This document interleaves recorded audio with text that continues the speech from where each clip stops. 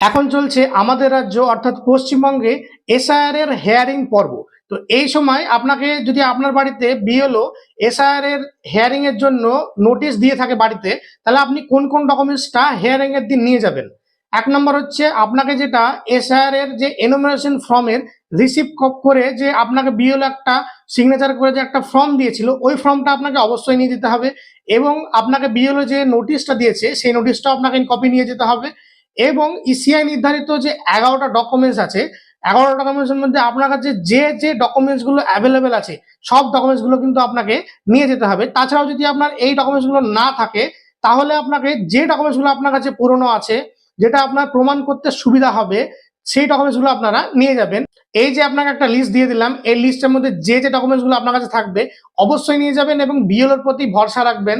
এবং একটা কথা হচ্ছে যে প্রকৃত ভারতীয় ভোটার যে সে একদমই বাদ যাবে না। তো এটা নিয়ে টেনশন করবেন না একদম। আপনারা হেয়ারিং এ যান এবং আপনারা হেয়ারিংটা সুস্থভাবে সম্পূর্ণ করুন।